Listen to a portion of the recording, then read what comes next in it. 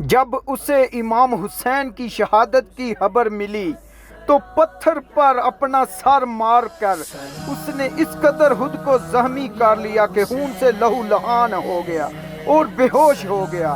وہ اس وقت قید میں تھا اور وہ خود سے افسوس کرنے لگا کہ میں اپنے امام کی مدد کے لیے کربلا نہ پہنچ سکا۔ اس نے یہ قسم کھائی کہ جس دن بھی وہ قید سے آزاد ہوگا تو باہر نکل کر باحکم خدا تمام قاتلین حسین سے ان سے بدلہ لے گا، اس طرح قتل کرے گا کہ لوگوں کو بخت نصر کا قتل یاد آ جائے گا۔ یہ شخص کون تھا؟ امام حسین سے اس کا کیا تعلق تھا اور اس نے یزیدیوں کو کیوں قتل کیا؟ اس ویڈیو میں ہم اس تاریخی شخص کا مکمل احوال جانیں گے۔ غم حسین سے ڈوبا یہ شخص، یہ مجاہد مختار ثقفی کے نام سے جانا جاتا ہے، جس نے امام حسین کے قاتلوں کو موت کے گھاٹ اتار کر مسلمانوں کے کلیجے کو ٹھنڈک پہنچائی تھی۔ مختار کہا کرتا تھا کہ خدا کی قسم اگر حسین ابن علی کے قصاص میں قریش کی 2/3 حصے کو بھی قتل کر دیا جائے تو امام حسین پر جو ظلم ہوا وہ ایک انگلی کے برابر بھی نہیں ہوگا۔ مختار کا پورا نام مختار ابن ابو عبیدہ ثقفی تھا اور ان کے والد ابو عبیدہ نبی صلی اللہ علیہ وآلہ وسلم کے جلیل القدر صحابہ میں شامل تھے۔ جنگ قدسیہ میں جہاد کرتے ہوئے میدان جنگ میں شہید ہوئے تھے۔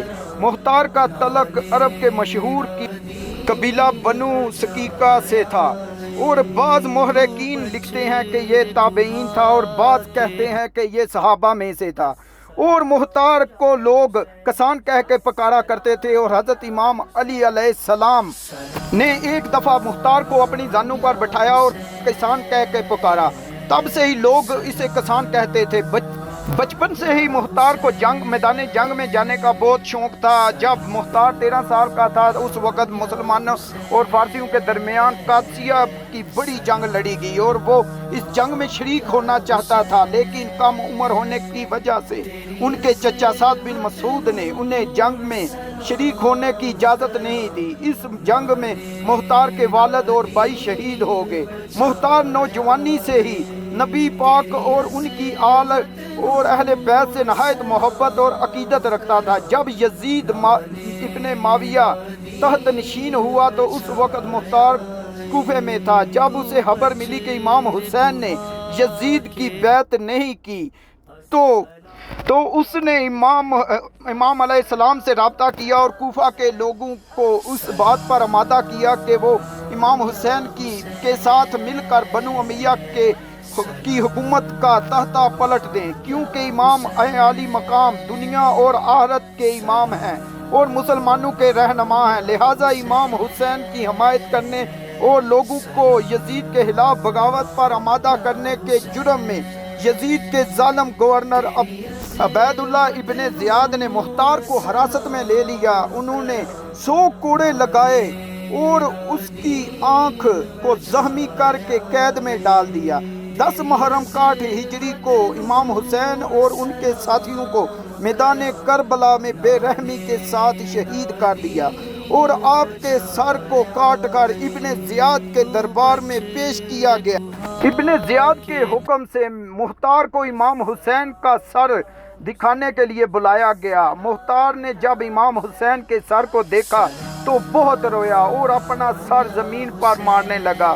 اس وقت مختار نے قسم کھائی کہ امام کے قاتلوں کو چن چن کر مارے گا اور جب آپ اور آپ کی اہل بیت کا قصاص کا بدلہ لے کر ہی رہے گا۔ کچھ دنوں بعد ابن زیاد نے مختار کو رہا کر دیا اور اسے حکم دیا کہ وہ کوفے سے باہر چلا جائے۔ مختار نے کوفے کو خیر آباد کیا اور اپنے سینے میں دھکتی ہوئی بدلے کی آگ کو لے کر طائف کی طرف چلا گیا۔ مختار نے بہت صبر اور حکمت سے کام لیا اور اس نے پہلے اور اپنے تمام ساتھیوں کو جمع کیا اور ایک چھوٹی سی فوج بنائی۔ مختار نے اپنے پرانے ساتھی ابراہیم ابن مالک کے اشتر کو بھی اپنے ساتھ ملا لیا، جو حضرت علی علیہ السلام کے جانثار سپاہی مالک اشتر کا بیٹا تھا، جو آل رسول سے بے پناہ محبت کرتا تھا۔ ابراہیم کے پاس بھی چھوٹی سی لشکر تھی، جیسے مختار نے اپنی فوج میں شامل کر لیا۔ اس کے بعد مختار نے اجمیوں اور ملائیوں کو بھی اپنی فوج میں شامل ہونے کی دعوت دی۔ یہ لوگ دراصل بنی امیہ کے مظالم اور عربوں اور اجمیوں کے نفرقات سے پریشان ہو کر جو اہل بیت رسول کے ماننے والے تھے، وہ مختار کے ساتھ ہو گئے۔ مختار کی طاقت میں مزید اضافہ ہو گیا۔ مختار کے لوگوں نے اہل بیت کی محبت سے اس بار حسین ابن علی کی شہادت یاد دلا رہی تھی۔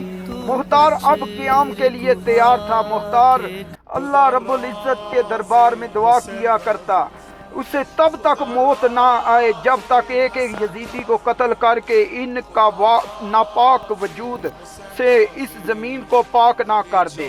مختار نے 63 ہجری میں عبداللہ بن مدی کو گورنر جو تھا اس وقت، اس سے جنگ کر کے کوفے پر قبضہ کر لیا، اور 66 ہجری میں مختار نے اعلان کیا کہ وہ امام حسین کے قتل کرنے والوں کو نہیں چھوڑے گا، تو لہٰذا کوفے کے تمام اہل بیت کے ماننے والے مختار کا ساتھ دینے لگے، اور امیر مختار ثقفی نے اپنے دربار میں ایک شخص کو مقرر کیا تھا جس نے ان لوگوں کی لسٹ بنائی جو میدان کربلا میں ان یزیدیوں کے لشکر میں شامل تھے۔ اس فہرست میں جتنے لوگ شامل تھے، مختار نے ان تمام لوگوں کو تلاش کروایا اور انہیں قتل کرنا شروع کیا، جن میں شمر، ہولی، امیر بن سعد شامل تھا۔ کہتے ہیں کہ جب وہ ان قاتلین کو پکڑتا تو ان سے پوچھتا کہ کربلا کے میدان میں تم نے امام حسین پر کس طرح ظلم کیا، تو وہ پوری داستان سناتے۔ مختار اس داستان کو سن کر زاروں قطار روتا تھا۔